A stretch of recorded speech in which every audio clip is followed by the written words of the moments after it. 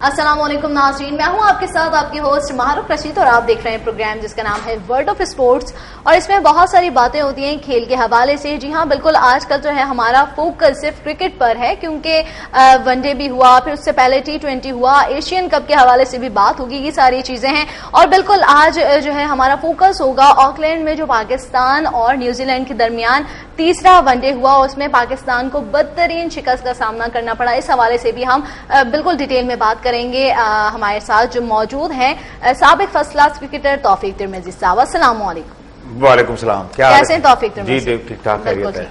अच्छा, और इसके साथ ही साथ आपसे सबसे पहला सवाल तो मैं यही करना चाहूंगी, जैसे T20 में किस तरह से बाद में पहले बार उन्होंने कामयाबी हासिल की, फिर उसके बाद दूसरे और तीसरे T20 में बिल्कुल शिकस्त का सामना, और न्यूजीलैंड का जो वनडे है उसमें बिल्कुल शिकस्त पे शिकस्त, और लास्ट में जो तीसरा वनडे हुआ उसमें भी शिकस्त, आखिर क्यों?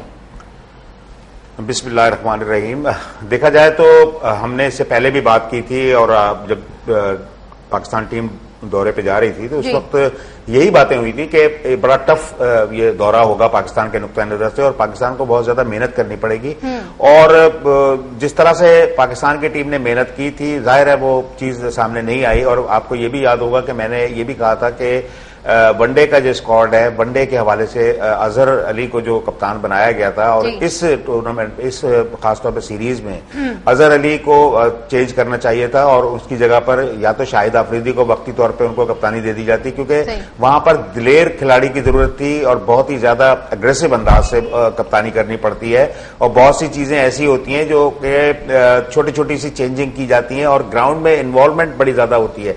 लेकिन अजहर अली में वो तमाम चीजें नहीं थी, जिसकी वजह से पूरा फेलियर हुआ है। और अगर हम बात करें ये आखिरी मैच की, तो उसकी में देखा जाए तो पाकिस्तान ने बहुत अच्छे तरीके से, हालांकि शुरू के 2 बैट्समैन इनके आउट हो गए थे, और उसके बाद पाकिस्तान ने बहुत अच्छे तरीके से अपने आप को एडजस्ट किया था, और जिसमें कहना चाहिए कि मोहम्मद हफीज बहुत ज्यादा इन्वॉल्व रहे, और उन्होंने बड़ी जबरदस्त बैटिंग की थी। और सही आजम और बाबर आजम जो थे, इन दोनों की परफॉर्मेंस बहुत अच्छी थी। इन्होंने 80 रन किए थे, लेकिन इनको मैच को आगे लेके जाना चाहिए था। अननेसेसरी कोई शॉट ऐसा नहीं खेलना चाहिए था, क्योंकि जब होता ही है कि सेट बैट्समैन जब क्रीज में मौजूद होते हैं दोनों, तो उसके बाद उनको टाइम वहीं पर रहना चाहिए। फिर आप आउट होने की ना सोचें, बल्कि आप कोशिश करें कि अकेले ही उसको लेके जाएं, क्योंकि नए आने वाला जो बैट्समैन होता है उसको टाइम भी लगता है, ओवर भी जाया होते हैं, और ऑलरेडी जब सेट होता है एक बैट्समैन, तो मैं समझता हूं कि उनको वो टाइम निकालना चाहिए था। अच्छा, और उसके साथ साथ आप मुझे ये बताइए तौफीक तिरमिजी, जैसे अजहर अली हैं, आप क्या समझते हैं उन्हें आगे जो वनडे होगा या कोई और दूसरे मैचेस होंगे उनमें उनका कप्तान नहीं बनाना चाहिए, वो इस काबिल नहीं? जी, मैं यही कह रहा हूं कि देखिए, कप्तान जो होता है बहुत सी सलाहियतें उसमें होती हैं, उसमें वो तमाम चीजें मौजूद होती हैं। टीम को जेल करना, और ऑफ द फील्ड बहुत से मामलात होते हैं। आप ड्रेसिंग रूम होता है, या फिर होटल में आप रुके हुए होते हैं, जहां पर उसमें भी कप्तान का रोल होता है, फिर कोच का भी रोल होता है, मैनेजर का भी रोल होता है। तो कप्तान बड़ी सलाहियतों का मालिक होता है, उसमें कप्तानी के वो तमाम चीजें गुर होते हैं जो कि होना चाहिए। अच्छा, बात यहां ये आ रही है कि कप्तान, क्योंकि इन्होंने अजहर अली को बना दिया था, जबकि वो वनडे के लिए भी नहीं थे, वनडे नहीं खेल रहे थे वो, और वो वनडे की टीम में सेलेक्ट भी नहीं होते थे, लेकिन उनको डायरेक्ट कप्तान बना, तो डायरेक्ट बनाने का क्या मकसद है इसके पीछे? गलतियां हैं, लाइकिंग डिसलाइकिंग थी या फिर वैसे ही? बिल्कुल लाइकिंग डिसलाइकिंग की बात है। और मैं ये भी बात करूंगा कि पाकिस्तान क्रिकेट बोर्ड ये जो इस किस्म के इकदाम उठाता है, ये इसको देखना चाहिए, क्योंकि ये टूर, हम जब कह रहे हैं कि ये टूर बड़ा अहम है और इसमें बहुत सी चीजें सामने आएंगी, क्योंकि मोहम्मद आमिर भी जा रहे थे, उस हवाले से भी मामला थे जिसकी वजह से प्रॉब्लम हो सकती है, लेकिन वो नहीं किया गया, और वो उन्होंने वही चीज की जो कि वो कर रहे थे। लेकिन उसके बाद आप देखें रद्द अमल क्या हुआ है कि जो साबिक क्रिकेटर्स थे जितने भी, जिसमें शोएब अख्तर हैं, या वसीम अकरम है, या रमेश राजा हैं, या अब्दुल कादिर हैं, इन लोगों ने बहुत ज्यादा तनकीद की और बिल्कुल सही की है। उन्होंने ये कहा कि वकार यूनुस टोटली फेल हो गए, उन्होंने कोई डिलीवर नहीं किया सही तरीके से, क्योंकि जब टीम हारती है तो फिर नेचुरली या तो कप्तान पर आती है बात, और फिर या कोच पर आती है। ये हमेशा से होता है, मतलब बिल्कुल लगातार इसी तरह से हुआ, शिकस्त पे शिकस्त हुई। तो तभी जैसे पहले वाले वनडे में 70 रन से शिकस्त हुई, फिर उसके बाद ये हुआ कि मंसूख हो गया, फिर तीसरा हुआ।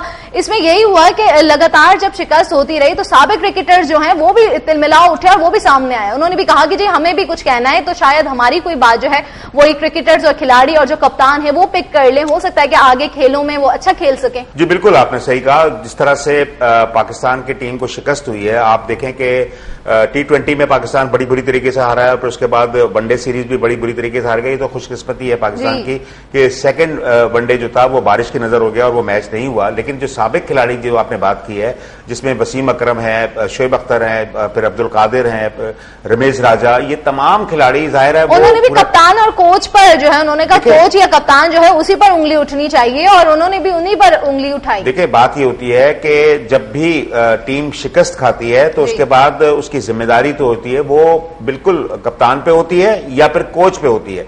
अब यहां पर सूरत हाल ये है कि कोच जो है वो अपनी हरदर्मी की वजह से ये सारे मामला को देखते हैं, अपनी पसंद नापसंद से खिलाते हैं। अब आप यही देख लीजिए कि जो तीसरा वनडे जो हुआ है जिसमें अनवर अली को ड्रॉप करने का कोई जवाब ही नहीं था। अनवर अली की अच्छी परफॉर्मेंस थी, उनको बिठाकर आपने राहत अली को खिलाया। मेरे ये समझ में नहीं आया कि ये टीम में क्यों चेंज किया गया। वो ठीक है, रिजवान को आपने ले आया, फिर शोएब मकसूद को आपने ड्रॉप किया, लेकिन बात ये होती है कि आपका जो टीम का बैलेंस है वो आउट हो जाता है। अब बात यहां ये आ रही है कि किस तरीके से आप, जाहिर है फिर आप क्योंकि न्यूजीलैंड के शहर में खेल रहे हैं, छोटा ग्राउंड है, वहां पर वो अपने ग्राउंड में बहुत ज्यादा मास्टर हैं, वो अब समझते हैं कि किस एरिया में किस तरीके से शॉट्स खेले जाते हैं। आपको इतना नहीं अंदाजा है, लेकिन आप 5-6 दिन पहले गए थे, वहां पर प्रैक्टिस भी की थी, आपने वहां पर थोड़ा सा एडजस्ट होने की कोशिश की, लेकिन उसके बावजूद आपने जो सिलेक्शन की थी, सबसे बड़ा एक तो वो आपने गलत किया था। तौफीक तिरमिजी, मुझे तो ये बात समझ में नहीं आ रही कि जो पाकिस्तान क्रिकेट बोर्ड है वो शिकस्त पे शिकस्त होता देखता जा रहा है पाकिस्तानी टीम को, और कुछ उनका रद्द अमल नहीं है, कोई स्ट्रिक्ट एक्शन ही नहीं है सामने आ रहा। देखिए पाकिस्तान क्रिकेट बोर्ड की अगर आप बात कर रहे हैं तो वो तो बड़े मुतमईन बैठे हुए हैं, उनको तो कोई इसकी फिक्र नहीं है कि पाकिस्तान के साथ क्या हुआ है। देखिए बात यहां ये आ रही है कि वो इतने ज्यादा मुतमईन यूं हैं कि वो जिस तरह की टीम को चाह रहे हैं, जिस तरह का सिलेक्शन उन्होंने किया था, सिलेक्शन में कोई इसमें गलती नहीं है। देखिए मैं क्लियर कर दूं, सिलेक्शन पाकिस्तान की बिल्कुल ठीक हुई थी। देखिए प्लेइंग 11 खिलाने के लिए जब आप प्लेइंग 11 खिलाते हैं तो आपको ग्राउंड को देखना पड़ता है, आपको पिच देखनी पड़ती है, एटमॉस्फेयर देखना पड़ता है कि कौन सा लड़का आपको सूट करेगा इस ग्राउंड में और किस तरीके और उससे काम कैसे लिया जा सकता है। जो आपने प्लेइंग 11 खिलाई है वहां पर जो सिलेक्शन कमेटी है, टूरिंग सिलेक्शन कमेटी, उन्होंने गलत सिलेक्शन किया है। सबसे पहली बात बता दूं कि अनवर अली को ड्रॉप करने का कोई जवाब नहीं था, अनवर अली को खिलाना चाहिए था। मगर कप्तान को भी तो उन लोगों ने सिलेक्ट किया था, जैसे आपने कहा सिलेक्शन कमेटी जो है वो ठीक तरीके से उन्होंने काम परफॉर्म किया, उन्होंने अच्छे खिलाड़ियों को जो है वो सिलेक्ट किया, खिलाड़ियों को सिलेक्ट किया। कप्तान को जैसे सिलेक्ट हुआ है, जो कप्तान बने हैं अजहर अली, वो तो ठीक तरीके से उन्होंने ना डायरेक्शन दी है, ना ठीक तरीके से अपना मैसेज डिलीवर किया है। देखिए बात यह है कि कप्तानी की अगर बात करूं, मैंने इससे पहले भी आपको बताया था कि कप्तान जो है वो बनाए नहीं जाते, कप्तान पैदा होते हैं। ठीक है ना, कप्तान में वो सलाहियतें शुरू से होती हैं। और हमारे यहाँ असल में मसला ये है कि हम लोग जो बात करते हैं ग्रास रूट लेवल पे, और ग्रास रूट लेवल पे कहने का मकसद हमारा क्या होता है कि आप अंडर 15, अंडर 17 और अंडर 19, ये 3 फॉर्मेट होते हैं, 3 टूर्नामेंट होते हैं। इनमें आप जो कप्तानी कर रहे होते हैं मुख्तलिफ रीजन्स की, मुख्तलिफ डिस्ट्रिक्ट की, और उसके बाद फिर वो ग्रूम होना शुरू होते हैं। तो पाकिस्तान क्रिकेट बोर्ड को चाहिए कि वो उन तमाम लड़कों पे जिनको आप समझते हैं कि हाँ इसमें वो सलाहियतें मौजूद हैं, तो उनको आप फोकस पे रखें, उनको ग्रूम करने की कोशिश की जाए और फिर उसको तैयार किया जाए। ये अगर अंडर 15, अंडर 17 से या अंडर 19 से लड़का अगर तैयार होता है और उसमें कप्तानी की सलाहियत आप देखते हैं कि हाँ इनमें तमाम गुण मौजूद हैं और ये हैंडल करना जानता है प्रॉब्लम्स को भी, और फिर आपको जो मीडिया को आपको फेस करना होता है,